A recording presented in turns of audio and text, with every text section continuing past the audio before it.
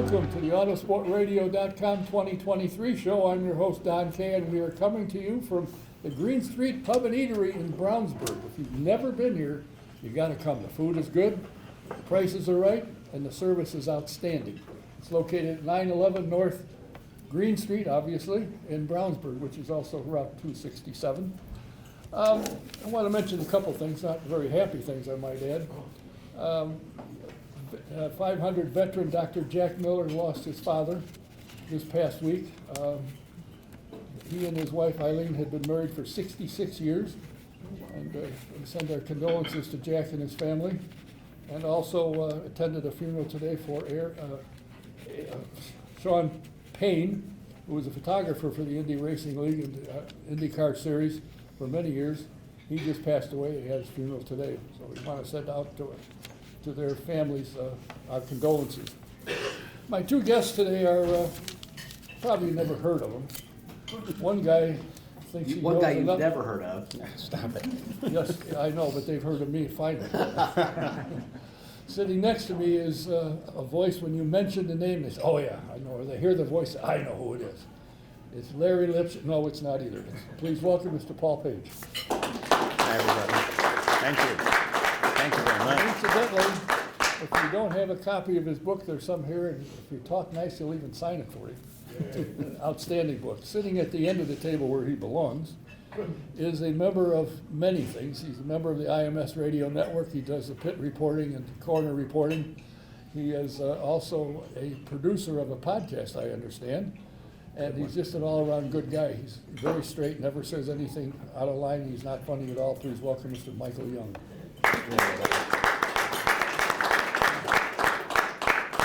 Paul, I'm going to start with you. You're here. I called you a week or so ago, and I said, "Are you in town? Because you're usually in Florida." And you said, "Yeah, I'm here." I said, "What the heck are you doing here?" Well, Hurricane Ivan kind of got to me. Ian got to me. Sally, who's sitting here with you, well, we got hit by the tidal wave. That's that simple. We live on the second floor of the building on the beach, and tidal wave, when it got to us, was 28 feet tall. And I didn't realize this, it's not just one surge, it just keeps hammering with wave action. So when we finally got the pictures, there's nothing at all except junk piled up against the back side of the condo. So that's why I'm here. Well, But Paul is having fish dinner for the next 2 years. well, I'm sorry to say, but I should thank Mother Nature. Otherwise, you wouldn't be here now. You'd be down sunning yourself. Right. But You're here. This pretty good deal right here. What really got you started in broadcasting, particularly motorsports? I mean, you spent almost your entire career in motorsports. What got you started in it? Well, when I was more of a techie in high school, and I wanted to do something in broadcast radio. I thought it would be more to the technical side. But again, during high school, they had a class up at the radio station in Waukegan, Illinois. I went to high school in Highland Park. And they got me into being a broadcaster too. So I kind of liked that. And when I got here, I worked for a couple of radio stations. One was an all classical music station that later became WTLC, and then the other one was WATI, and I worked there 3 weeks because they hired me and then they went full automation.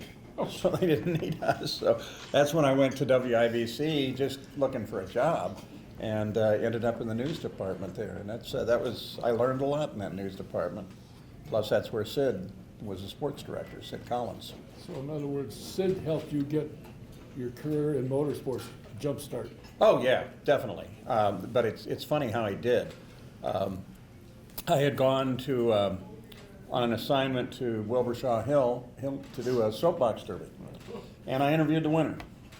And I sent that back to the station, and I drove back, and I walk into the station, and there's Sid with his arms folded. Gave me just the sourest look ever.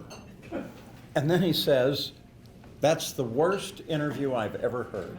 Well, I figured, I'm never going to be on the radio network. You got to be kidding me.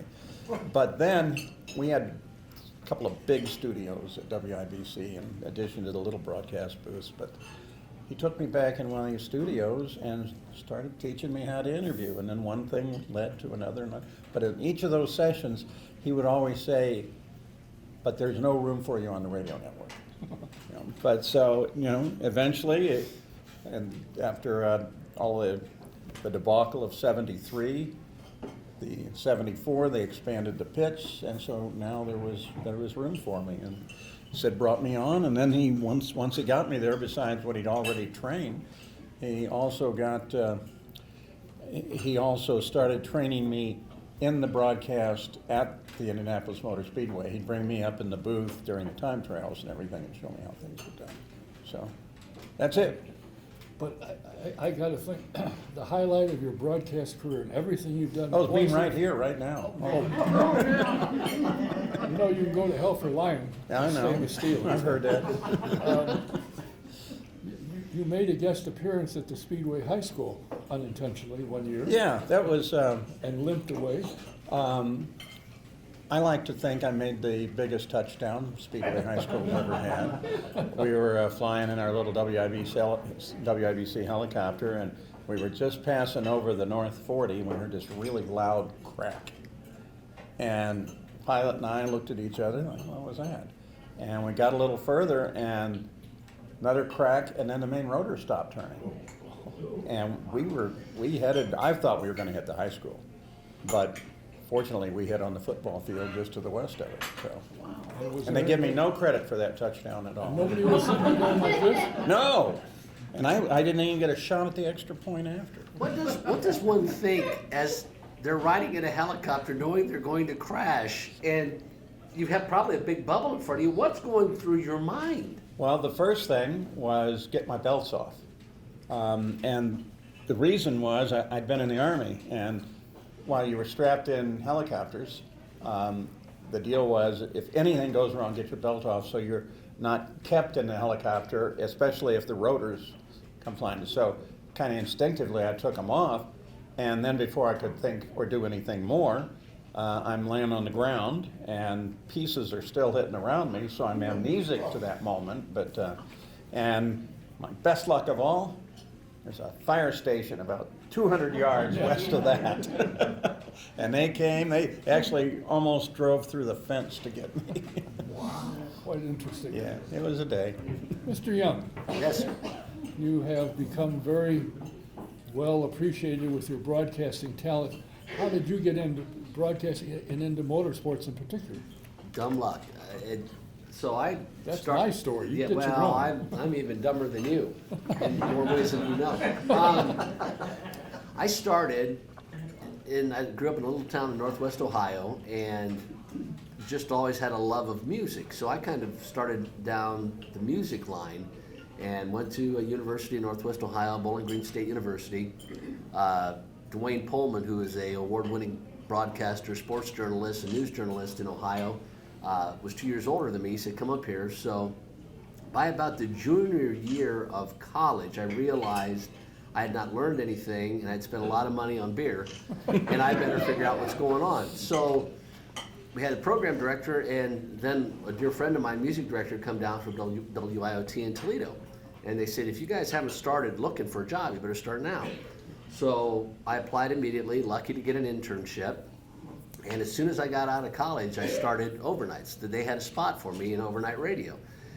And in that short amount of time, I was Billboard Small Personality, Small Market Personality of the Year, and Music Director of the Year, and I won a lot of awards. And I thought, man, I'm in a little market. I need to. The funniest thing, this is like, what thing isn't like the other? So the year I won Small Market Air Personality of the Year in the rock format, Howard Stern was large market, Bob and Tom were medium market, and I was small market. Wow. I'm like, what are the odds that, I was like, that was, so anyhow, I had spent that time in Toledo, and WRZX had just gone on the air, and I wanted to get the music director job just to grow a little bit and move my career down the road, and didn't get the job. So the music director that was working there worked 6 months, and then she quit. I reapplied, and a bunch of friends in the industry said, you need to hire this guy, so I got the job. Well, I started as music director, and I was doing 6 to 10 at night, And at the time, Ed Sorensen was doing mornings. So he was doing sports at night on RTV and doing mornings on RZX. Well, Ed was burning the candle at both ends, and he couldn't do it much longer. He was doing not only that, so I got here in December of '92, so at the end of the closest finish, so I come in January of '93, and Ed's like, I can't do it anymore. He was doing the track reporting, mornings, RT, he said, I can't do it.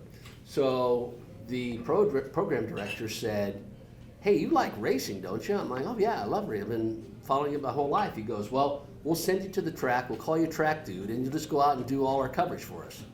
And I had a mullet, I had no business being out there. And that's how it all started. That whole track dude thing happened in the blink of an eye. He said, he came up with the name, and I started covering the 500 from a more non-traditional sense, that we spent more time in the snake pit than we did in pit lane, but that's A lot of people spend a lot of time. right. Well, that's where we did most of our coverage from, the snake pit. And you remember this? Not a lot about Okay, it. thank you. I do have members of the snake pit that still come up to me with Coors Lights and Miller Oh, Lights wow. from back in the day that, oh yeah, we spent many time, but that's how it all started. And I'd worked in radio and did the track dude, worked for Bob and Tom, and then when I was fired in 2006, I was the first person that got cut out of what was then Clear Channel, now iHeart. And at the time, I was working for Tom from the Bob and Tom show, but I had done the public address for St. Pete.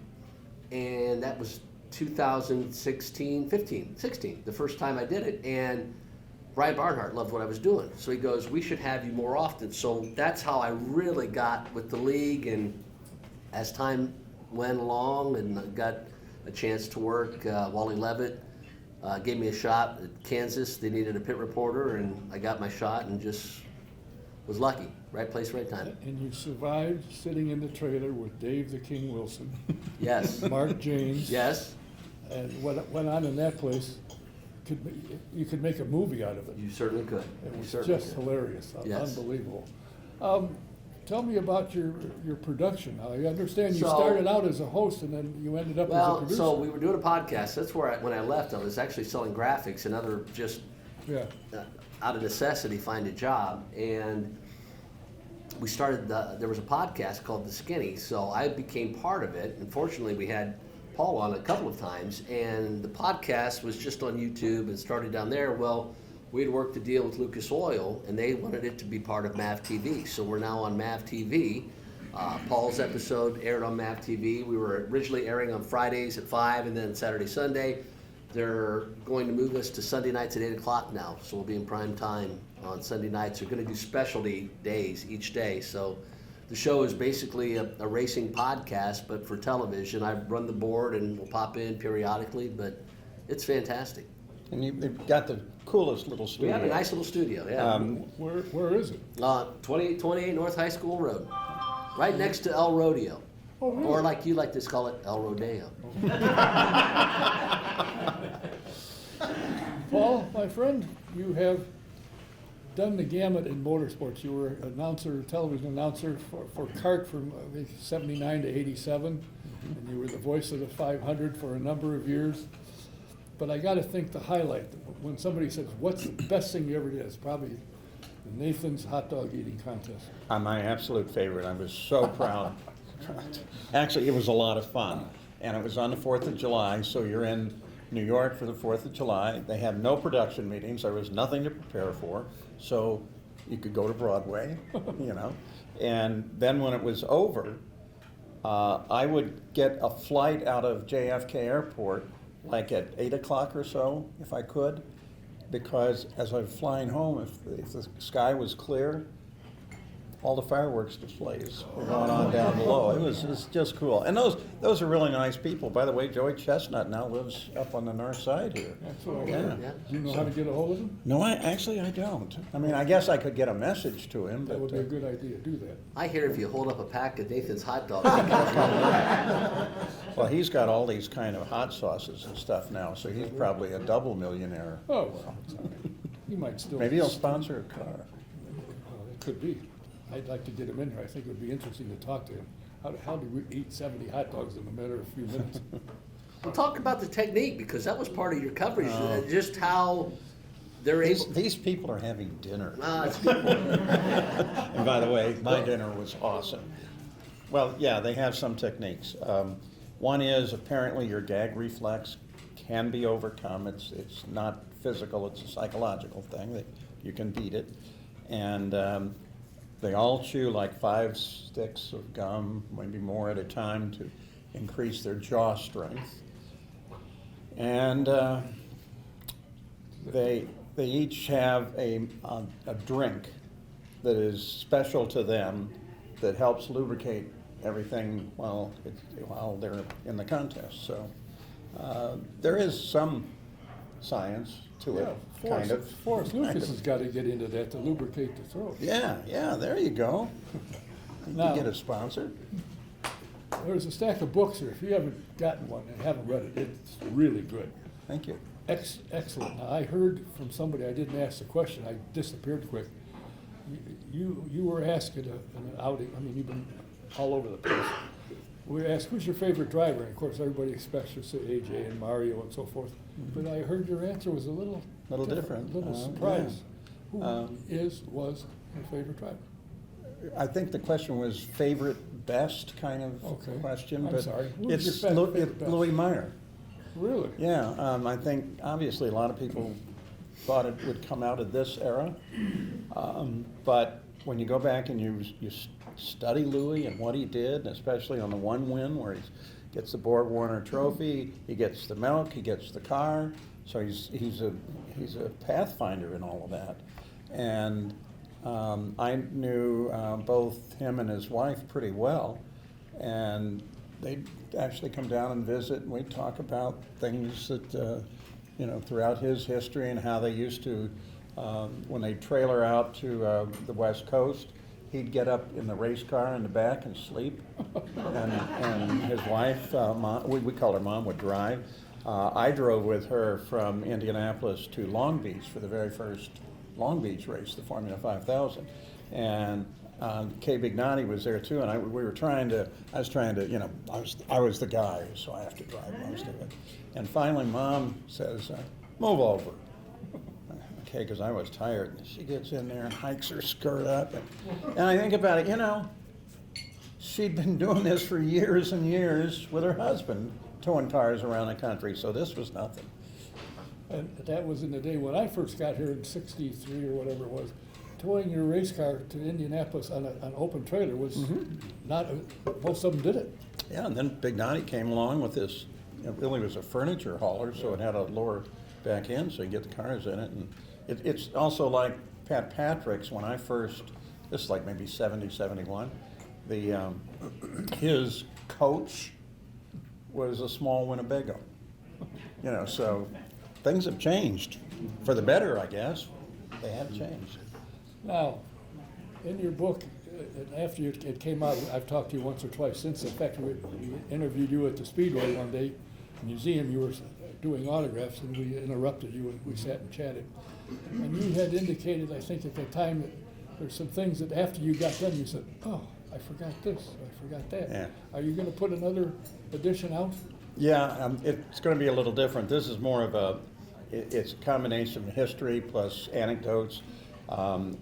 To my way of thinking, the best history ever written on the 500 was Al Blemker's 500 Miles to Go. That ended in 1959. My first race was 1960. So I picked up with 1960, and we used the history of the race to be kind of the frame that we hung all the stories on. So you might say so-and-so was doing this, something that historically you would know, and then add in, but this, what's going on with me and stuff like that. Hopefully some of it's actually funny. So. More importantly, is it accurate? Oh, no. Yes, actually it is.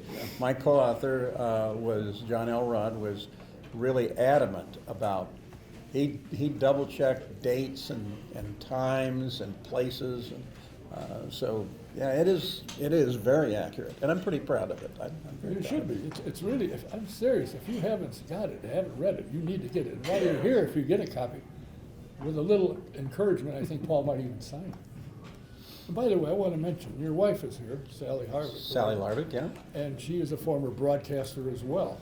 First woman to broadcast the pits at the Indianapolis 500. So she hooks up with you and retires. I'm sorry? She hooks up with you and retired. Yeah, no, not at all. She, Sally was an anchor woman here at Channel 13. Yeah, I remember that. And so we needed a new reporter. And Lou Palmer actually said, well, why don't we get Sally? I mean, she's a great reporter. She didn't know that much about racing, but being a good journalist, she got on top of it right away. And also wasn't afraid, like some of us are, to approach like the AJ Foyts. You know, she just goes zooming right in there because she didn't know any better. And she'd get the great interviews out of it. She really did. Now, did you ever notice when a female goes there, that's not a problem? You and I and Michael walk up and they say, what the hell are you Yeah, doing? get out of here. It's true. Michael,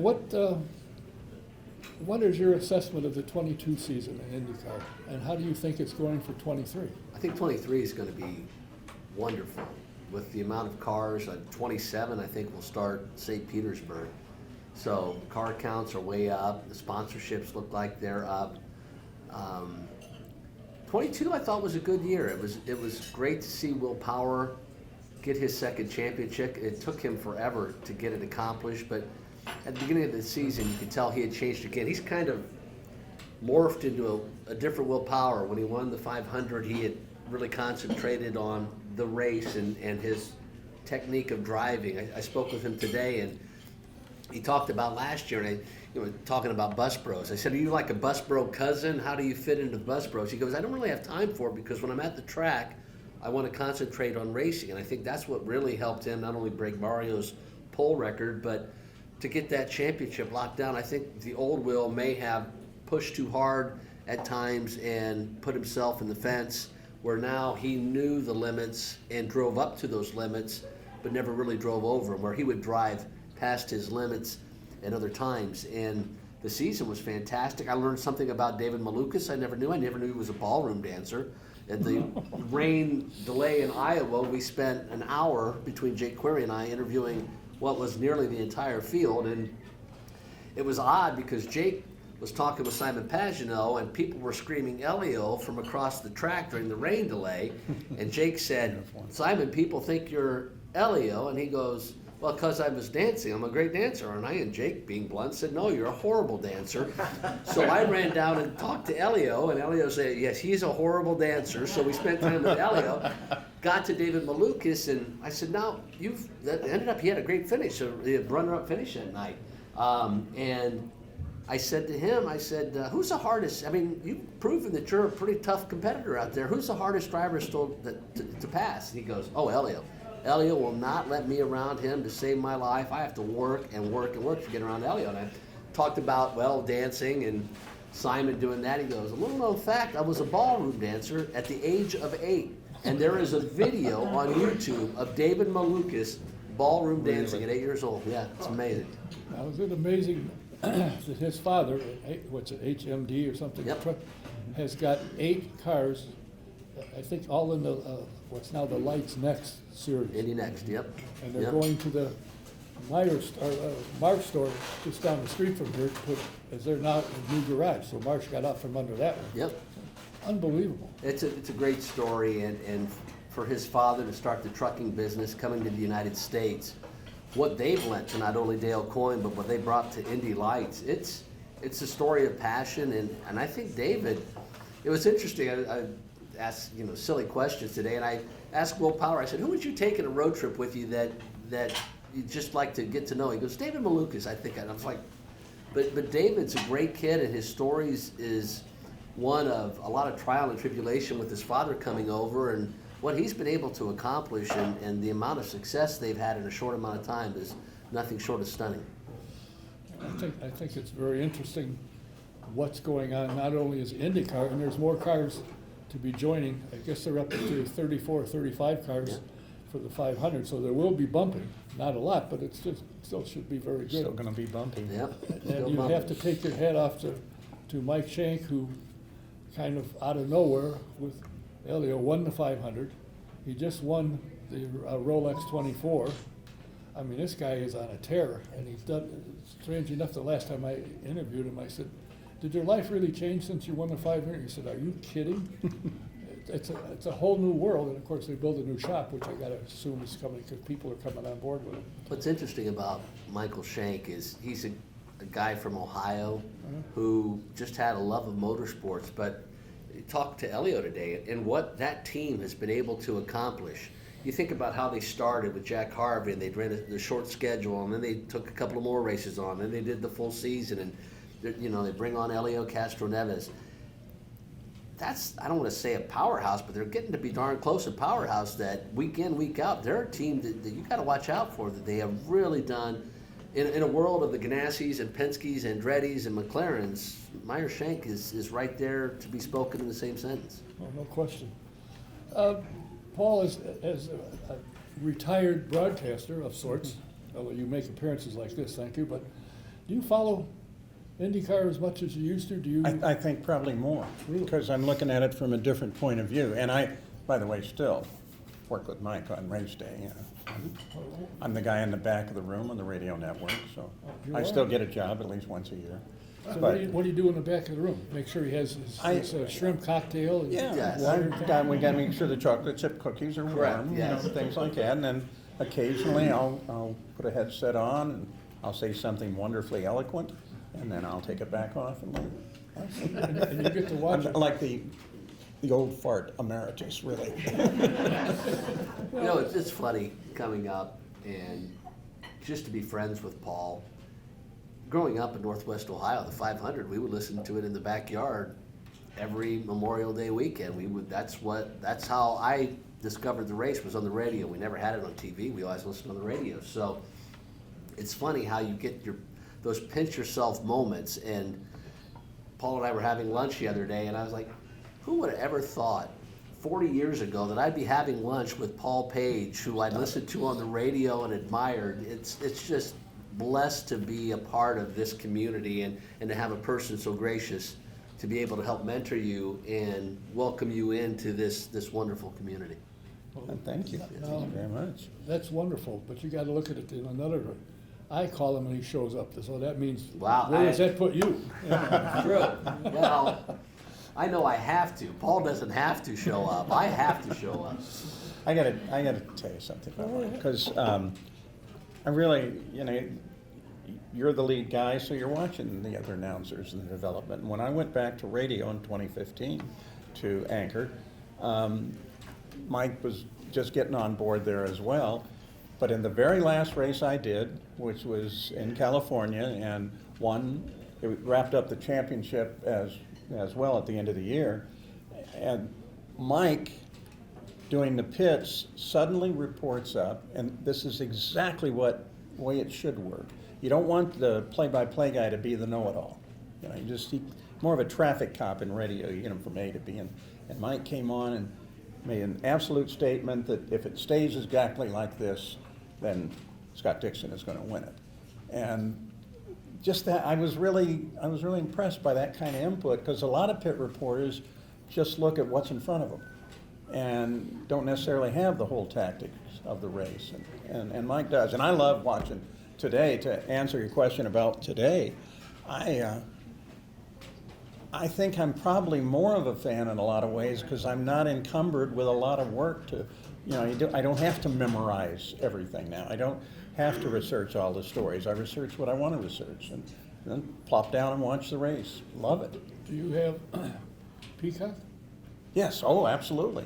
Well, my thing, I don't go to as many races, 2 or 3 a year maybe, but I have Peacock, and I watch the practice, and if something Yeah. goes on that I'm not sure about, I know enough people that are dumb enough to Find out. call them up. What was that? And they'll tell me what happened. Okay, that makes sense, or it doesn't. But I think. But they're not doing the practice at Thermal today, or tomorrow and Friday. Okay. Well, I want to see it. I want to see Thermal. It's supposed to be a very cool place. I'm not sure why they're not doing it, other than the cost, I suppose. Well, I guess. It's pretty expensive out I would there. imagine it should Very hook that up and do that. It's not that far from Palm Springs. So. Speaking of Will Power, he mentioned a number of times, particularly at the end of the season, how Liz had drilled into his head over the off season that you can do this. You got to go about it the right way. And according to him, she pointed out where he was making his mistakes, and he said, without her, I probably wouldn't have been here. Which, It's funny, speaking with him today, you're right, and Liz has done so much for his mental focus and how he approaches a race weekend. And talking with him today, it was somewhat serious, and we're doing a thing this year on IndyCar Radio called Road Trip. So if we have a rain delay, we'll fill with an 8-minute interview and kind of get to know the drivers. And Will was being Will, and he's really thinking and not really too motivated to get very enthusiastic. And then I asked him what the best road trip he had ever had. And he goes, and I said, how about Australia? And he lit up. He goes, Mom and Dad and the 4 boys would get in and we go from Toowoomba to Melbourne. And he just lit up to tell the stories of the old days. It's fun to see an enthusiastic Will. You know, you see the serious Will and the champion Will, but he has vivid memories of his youth and the traveling with his parents. And I found out actually his mother was a nun for a while, and then God help her that she married Will's father and had those 4 boys, and she has been through the ringer and back. I never knew that. Yeah. That's so good. Paul, what are some of your fondest memories of a race, not necessarily this one, the 500, but over your career, maybe 1 or 2 of your favorite races, outcomes you went, holy smoke. Well, because my passion for the 500 is kind of hard to get outside that window, I really enjoyed drag racing. I was a fan of drag racing about the same time I became a fan of the Indy 500, actually in '63. And so I got to do that, and there were several races that you call it, they're always U.S. nationals though, because that's the Indy. And just watching the John Forces of the world and the Schumachers and the whole group, I mean, they have one advantage that IndyCar no longer has, and that is, at the end of the day, they're done. There's no engineers to talk to, there's no big deal sponsors out there, so everybody just kind of gets together as a group, and if they've got their coaches, they just kind of got them circled around, and out come the grills and the hamburgers. So I enjoyed them for that, and also just the closeness of the races when you're down to these just microseconds, really, and that all of that is they can't use computers. I think that's cool too. They grab the grain boxes, all timers, and even as they're rolling up to the line or something. That's exciting to me. I like technology. So, what I think also to add to that, the NHRA and as we move into the hybrid times of IndyCar racing, and we saw it in the 24 Hours of Daytona, it's neat to go to an NHRA race because you still get sight, you still get a heck of a lot of sound, and you still get the smell. It's unlike anything else in the world. To stand on the line or behind a car taking off is unlike anything else I've experienced in my lifetime. I took a friend of mine out there who wanted to take some pictures. So I had passes there, and we went down, and every time he tried to take a picture to start, his camera would just shut off from things starting. He couldn't get a picture down there because it would make his camera go off. And speaking of John Force, obviously he's one of the big draw, because you go by his pit area, it's packed. And he comes out, poses for pictures, signs, talks to you. The guy that I think is coming on strong is Antron Brown. yes. He's got a heck of a following. Now he's on his own. I think he's figured out, boy, this is a lot of work. And he deserves it. He's yeah. He's just a good human being. Yeah, 3-time world champion. You can't buy it. He swallows his ego. He goes and runs things like the celebrity race at Long Beach, and he's just, and you'd never know. I mean, if you saw him in a restaurant, I don't think you'd ever guess that guy is riding in front of 11,000 horsepower. I like him a lot. Let me share something on that note. We talked about no one would ever guess at a restaurant. I asked Romain Grosjean this today. I said, what is the oddest place that someone recognized you outside of Europe and the rest of the world, here in the United States, the oddest place that you're visiting or you're at that someone said, he said he called it whatever the French pronunciation for the Statue of Liberty is, but then he said he's at the Statue of Liberty and everybody's trying to take a selfie with him. He goes, hey, this is a pretty big deal right behind me over here. I thought that was, of all the places, he's at the Statue of Liberty visiting, and people are like, Romain Grosjean, and they want to take pictures with him. I found him to be an interesting guy. I've watched, and he will talk to fans. Obviously, when you're in Formula One, fans can't get within a mile of him. But he's very easy to approach. He'll talk to you. I mean, if he's putting his hat on, climbing a car is not a good time. Right. But he's a very friendly, outgoing kind of guy. Yep, certainly is. And I think with the following he's had and what happened to him, that he survived, the European following of IndyCar now is getting quite big. So when you're talking and you think, well, there's a couple of people in Indianapolis listening to him, you're heard worldwide. Oh, yeah. That's amazing.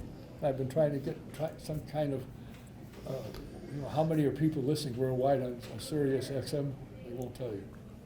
It's interesting you bring that up because suddenly in the past year and a half, I'm getting a lot of requests for interviews or podcasts mostly from the UK. But obviously that whole knowledge is, I think, because, the F1 guys are going there. So, yes. Well, let's see what happens over there. It can't be good. And then they see what incredible racing it really is. I guess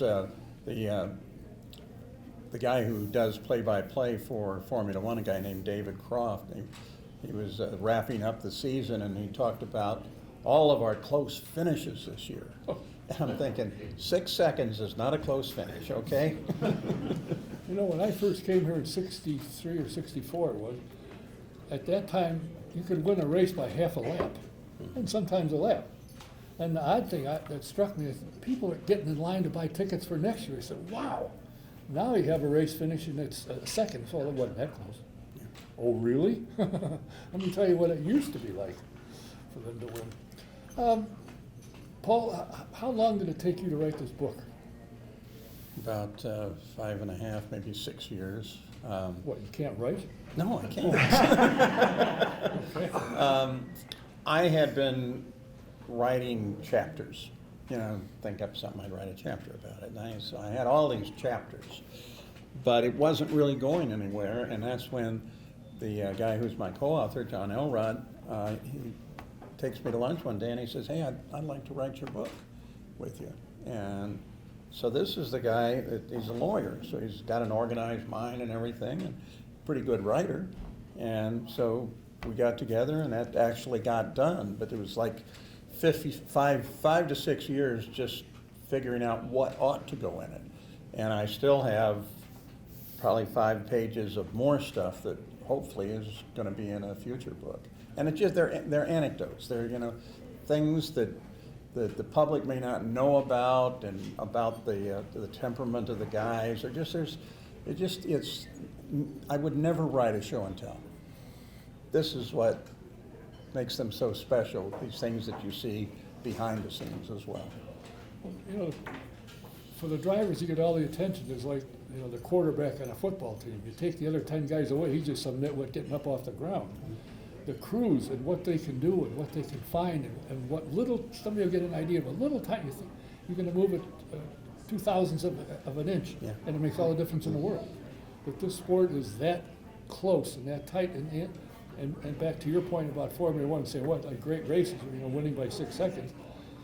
I don't think there's a series that I've seen in the world that's as competitive as IndyCar. I think you're right. Yeah. And I had, the last time I talked to Mark Miles, I said, on any weekend, there's 5 or 6 guys that can win a race. He said, are you kidding? There's 18 of them that can win. Just how things work. And I think, it's got me still following it. I love it. I enjoy it. I don't travel as much as I used to. As walking is, I can't get there in time. I have to start now. We're never on time for anything anyhow. Yeah, well, that's a good point. Yes.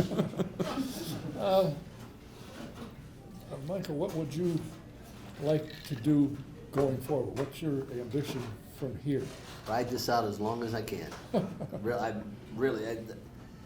I have no aspirations to be on TV at all. As I've been told on several occasions by several close friends, I have a face for radio, and I need to stay on radio. But I don't even dream to be the anchor someday. I'm pretty happy in turn 2. I love the chemistry that Nick and I and Jake and Kristen Airy have, throwing it back to Mark in the front straightaway. I wish I was able to work with Paul doing a turn, but obviously it was on pit lane during those times. But just to see the sport grow is what I'd love to see. I'd love to see the schedule grow. Obviously the field has expanded by leaps and bounds this year, but I'd love to see the schedule grow again. I asked Graham Rahal where he'd love to go back to. He said, I'd love to go back to Cleveland, which was a great thing. I'm trying to think off the top of my head. Someone wanted to go back to Milwaukee. It might have been Elliot wanted to go back to Milwaukee.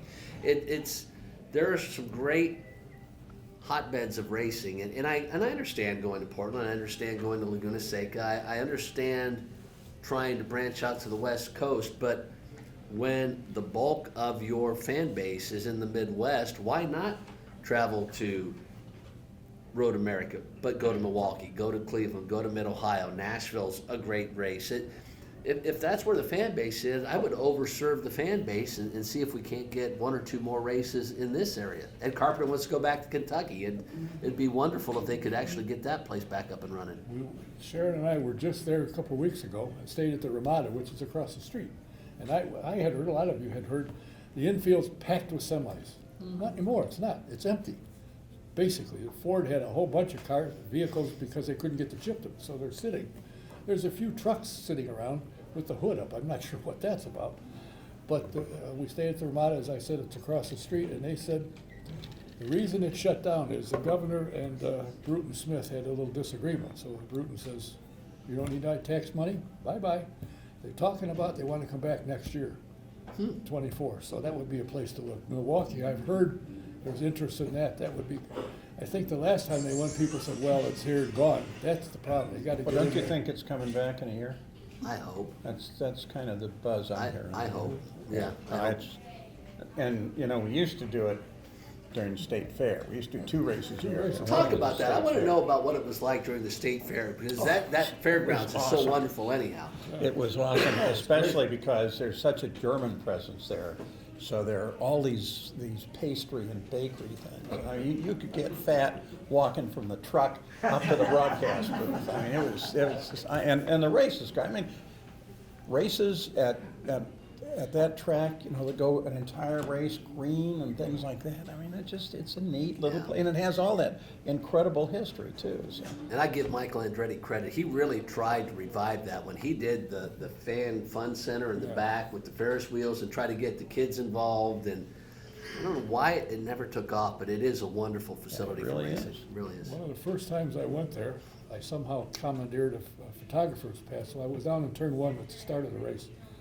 And they're coming through there, and somewhere, I don't know what it was, at what lap, but Bobby Unser made a pass on her. I thought, you gotta be kidding, he's gonna hit somebody or in the fence. He didn't. He passed almost on the dirt. But man, when he put his foot into it and wanted to go somewhere, he was on his way. Did you have to reel him in back in the day? Oh God, yes. Because Bobby really didn't have a filter. Did you have to supply the filter? How did you keep him in line? We had a lot of hand gestures.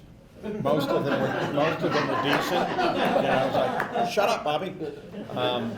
And he got nailed by producers more than one occasion. The great Don Ohlmeyer, who kind of, he's a guy who was a president of NBC and directing the Indy 500. He liked racing so much. So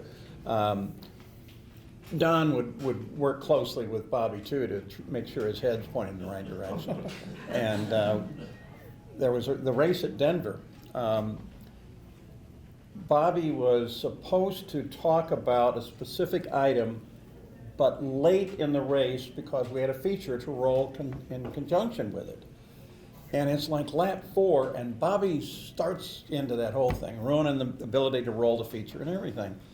So Don gets on in the little earplug that we have, the IFB, and says, Bobby, did you have a lobotomy since you started this race today? And yet on the other hand, you talk about, he tended to be so wonderfully eloquent. The very first race we ever did, he wouldn't talk. And I had to ask questions to get Bobby to jump in on it. It was our first race for ABC and everything, and so Finally, I'm running out of stuff. And I noticed that on the onboard camera in that day was over the driver's right-hand shoulder, and he had that little tube that was connected to the pop-off valve so they could hear it would start to hiss when it opened and get back out of the throttle. So, all right, it's in the shot right there. Bobby, what is that tube for? Paul, it's his emergency oxygen supply. Now I got no idea what to do. Obviously, he lost his hesitation, but yeah, he was, and especially when Sam Posey and he were in the booth at Indy. That was so much fun. That was funny. So much fun. Oh, Sam, you're dead wrong. Yeah, you're wrong. You're wrong again, Sam. They were a fun combination together, I think. Yeah, they were, and they were best friends. Yeah.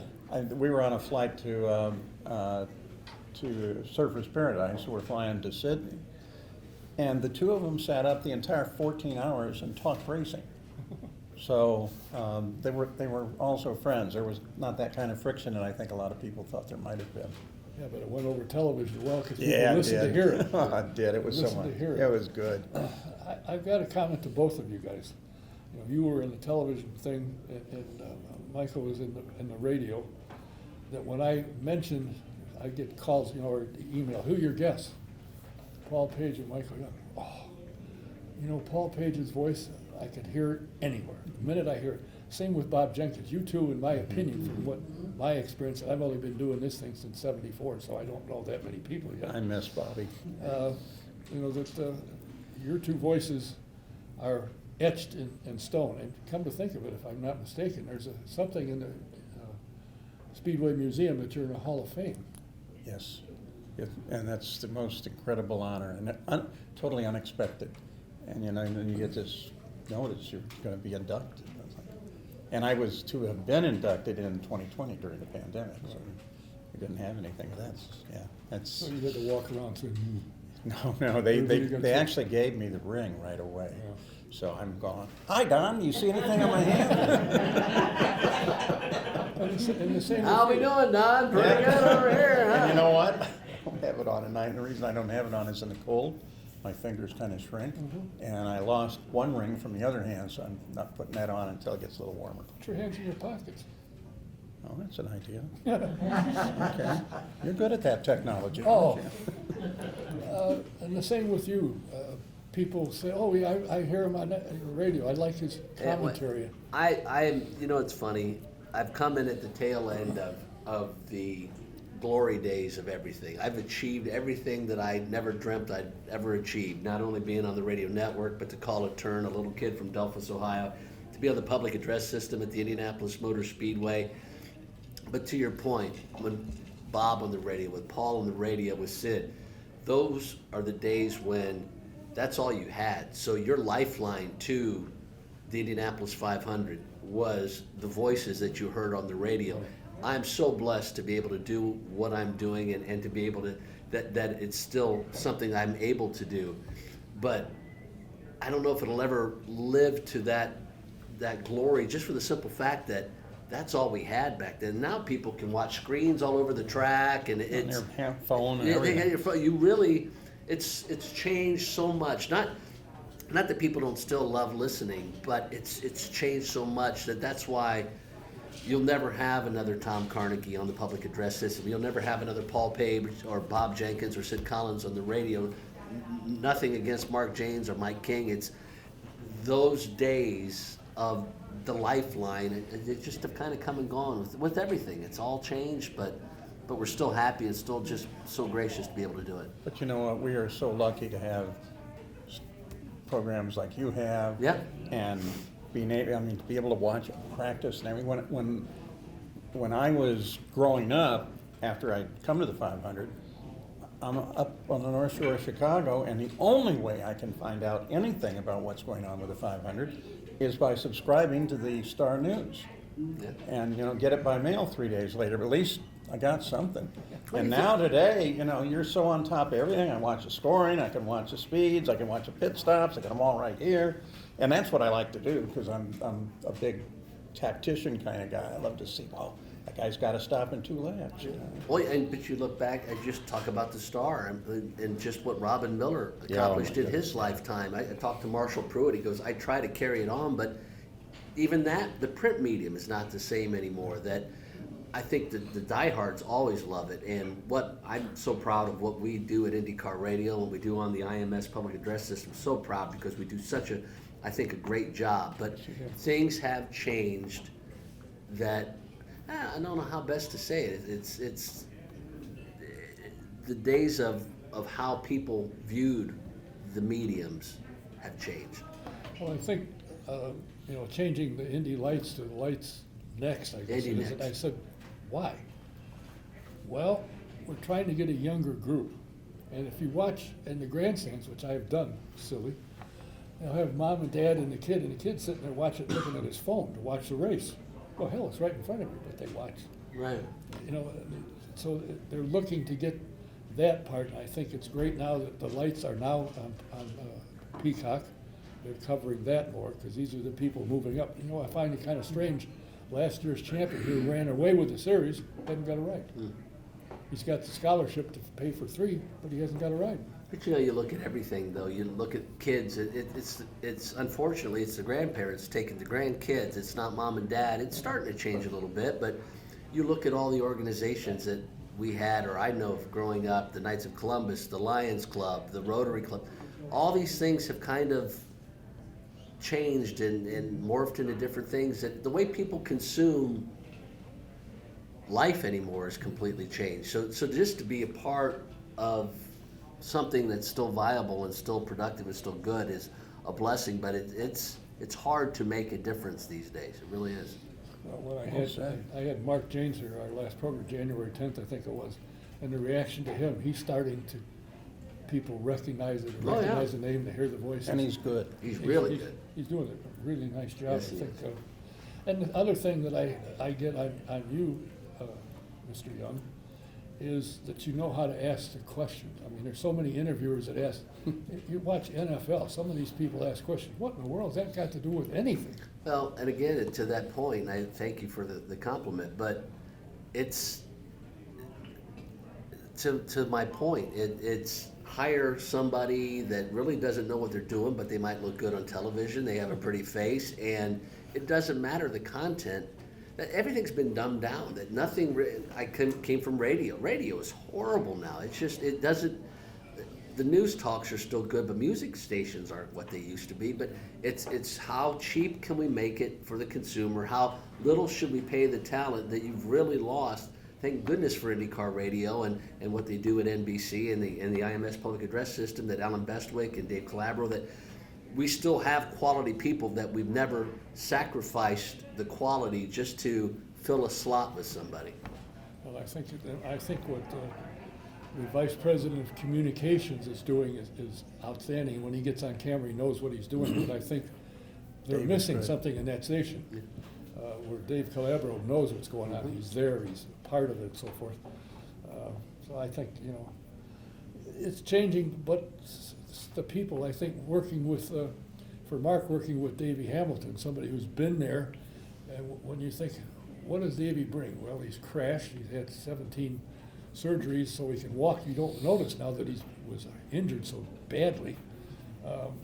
And he understands, and it's kind of neat to listen to. This is going to happen, watch for this, and by golly, that's what happens. Well, it's interesting. I know Paul was a good strategist, but I always enjoy listening to Davey. And when we go to break and the caution comes out, I'll ask, or Nick will ask, or Jake will ask, so what does this do? Who's got a shot? And Davey will be able to rattle off, he's going to have to pit again. He's going to have to pit. This guy, if he saves, he knows instantly what the race strategy is, and he's spot on 100% of the time. Something interesting, if you follow motorsports at all, there's another guy, an up-and-coming driver. His name is Davey Hamilton Jr. Oh, yeah. Boy, he is doing a bang-up job. He was off for, a couple of years. Mm-hmm. He had a problem. He came back, and he told his dad, it'll take me probably a year to get settled. He won the second race. Mm-hmm. He finished second the first race and won the second one. Kid's good. And Yep. he just tested an Indy Pro car, Mm-hmm. light, whatever it's called, Pro car. super talent. When you think about it, his dad was a phenomenal driver, still drives, I guess, on occasion, and his grandfather is still racing, and he's 80-some years old, Yep. and he's still winning. And he's got a pink midget. Figure that one out. So, you know, to me, this is as interesting a sport as there is. I think, in my opinion, one of the few sports in the world is racing. You know, other NFL, it's a game. Mm-hmm. It's a game, and if you count the time that the players actually exert energy, it's only about 2 minutes during an entire game. And I don't want to be. I mean, nothing against it. No, but I don't mean to be state that what we're doing is not as effective or as important as it once was. I think it can be again. It's just, I think radio as a medium as a whole, it was dumbed down for so long that we have to figure out a way to make radio viable again. Because I really think, I have people come up every time and say, we'll listen to your race broadcast and watch it on television. Stefan Gregoire once paid us the greatest compliment. He said, I was at Barber Motorsports Park, I was bored to death, I took off, found you guys on the radio, turned around and wanted to come back because the race got so exciting. I said, it was the same race, he said, you guys paint a picture that makes it extremely exciting. And it's just finding a way to get that to the public. You know, the sad thing about that too now is AM radio is going away. Yeah. In fact, several of the car companies have not announced they won't have AM in their car radios. Thank goodness for Sirius XM that they're Tell me carrying about the it. network. Yep. Yeah. Isn't it amazing that I think the founder of Sirius XM is a partner with Mike Schenk. And Jim Meyer. Yeah, Yep. Jim Myers. And I think he lives here in Indianapolis. Yeah, I gotta chase him down, of course. I'll have to go through 3 or 4 secretaries Sure, to get to him. of course. You know, it's something you said earlier there, Mike. When I came back to do the radio in 2015, I was thinking, I was there in the glory days. Yeah. You know, I was there when it was the best. And I wondered what the people going today, especially the young people going today, what they thought about the whole thing. And I realized, after talking to a bunch of them, specifically to get this out of them, their glory days are right now. Right. This is the absolute Yeah. best. So I think part of that's still going to be alive. There's going to be people that are going to look back and say, you know, wow, those were great times. No matter what and you it'll say. be right now. And no matter what you say, you look, we got Scott Dixon who said, he could still break AJ Foyt's all-time win record. And we were watching Will Power, and I think Scott McLaughlin could be fantastic. We've got a Joseph Newgarden, Colton Herta. We have a fantastic lineup. It's just getting it back to, you said, the glory days. How do we do it? And they've kind of figured out how to do it in F1, and I think give it another year or two, we'll have the same for IndyCar, and we'll be right back where we need to be. Well, every May, we have, 18 or 20 people that come from all over the country, come in, and our group, and the leader, so-called, who got me into this sport to begin with, and I don't know why the heck I ever talked to him anymore, has been coming here for 56 years. And he can't wait, if I just talked to him yesterday, he can't wait to get here. Is it May yet? No, there's snow on, oh, well, we don't want to come up, he lives in Florida. But, you know, the people that have been coming still enjoy the racing. It's still exciting. It's more exciting now because, like I said, back in the 60s, you won a race by half a lap, and people couldn't wait to come back next year. Now they win by less than a second, and now they're really wanting to come back. So I think it's there, and the talent, without question. And I've talked, as you have, of course, to the guys that are coming from Formula One. This is more fun. There's more. Oh, yeah. It's more competitive. They've We can always win. said that. Back Yeah. when Eddie Yeah. Cheever and those Yeah. were coming now, even Nigel. And this is fun. Yeah. That If you got a other thing chance is to way win. too tense. You got a chance to Well, win. I mean, there's also just the atmosphere around it. Yeah. You know, Formula One is, as you've mentioned, and I've covered it, I've called it. You know, your interview is a little circle, and the reporters kind of work around in a circle, like you say. You got to have thousands of dollars to get into their Formula One club and stuff like. You know, it's just, to me, I want down to earth, and I think that's what those guys are getting. They're coming out of Formula One. They suddenly realize, hey, I can have fun here, and And I could win. that's what. Yeah, exactly. And I guess when Marcus was over in Sweden with the trophy, and he got some kind of award, the guy was mobbed. When Takuta Sato went home after he won the first time He said the mob for him was unreal. He's a hero. Yeah, so people know what's going on in the series without question. I think is, to me, the best in the world. The drivers, yes, the drivers drive the car, they get all the accolades, but the crews they have behind them are just unreal. And that's another problem. There's another couple of cars that are looking to come in, but there's no crews, Right. and there's no engines. Yeah, well, and you look at mechanics, and people don't Yeah, go to that's what I'm that saying. trade anymore. Kids don't even really worry about cars anymore. Everything has really changed. It's hard to make it where, or put it where it needs to be, just because the culture has changed so much. By the way, I'm going to go on the record as saying Takuma Sato will win this year's Indianapolis 500. I wouldn't be surprised. That How wouldn't about surprise that? me. How about that? There's a guy like, Very brave. what was his name, Craig, from Texas. Greg Ray. Greg Ray. yeah. He won that race, I think, in Texas, driving in the dirt through turn. Sato will do the same thing. You Sato give with him an inch, Ganassi. look Oh. out, here he comes. Yeah. And he's not afraid. Nope. No. And I don't think he's spent a lot of sheet time, so he hasn't figured out he can break something doing this. Right. Right. Exactly. So, well, listen, I appreciate you guys coming and taking the time, Paul. It's I fun. appreciate you coming and talking to me. Your check is in the mail, by the way. All right, good. Wait, you get paid? 5 whole cents. Yes. Good. Pocket change. With your ring, when you put it in your I pocket. come here because I like Don. I'll tell you again, for you people here, if you haven't got one of these books, you got to get one. Yes. It's really good. How can they order, people that will watch this say, well, I wasn't there, where can I get it? How can they get the book? Well, it's on Amazon and all the usual outlets, I guess I should say. And you get it. It's also available on Kindle, but you know, I'm the kind of guy I want the book in my hand. Me too. Plus, the pictures are there.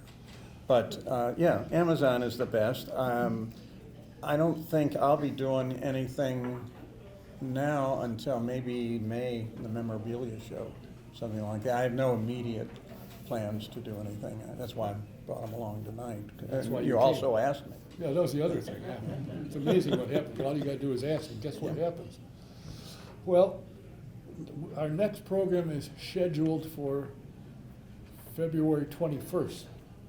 I have 2 guests scheduled. One of them you'll say, huh? Nathan Bird. He is a grandson of a former car owner and short track owner, sponsor, Jonathan Bird.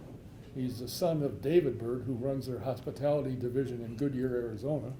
And he's a nephew of JB2, who is the president, I think he still is the president of Speedway, and he got Marion County Dirt Track up and running again.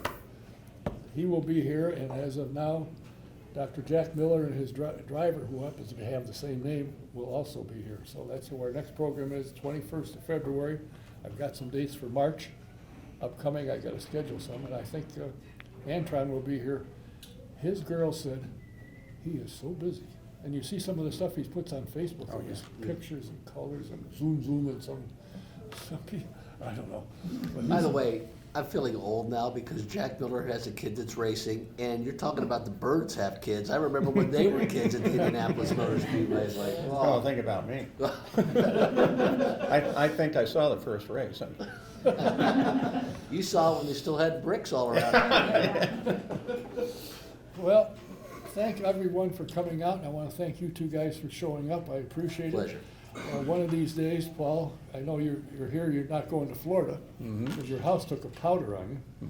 We'll catch you again. All right, But glad to do it. here, get an autographed copy of his book. Trust me, I read it. Usually when I get a book, I'm reading on the USS Indianapolis. I'm about halfway through. It's taken me almost a year. I start 4 pages, I'm asleep. I mean, it's a good book, and I Well, was in the hopefully Navy. that'll not do that to I you. didn't. I read the thing. Okay.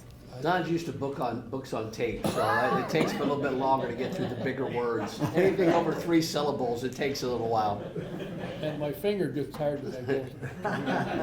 And by the way, this place, Green Street, Yeah, food is awesome.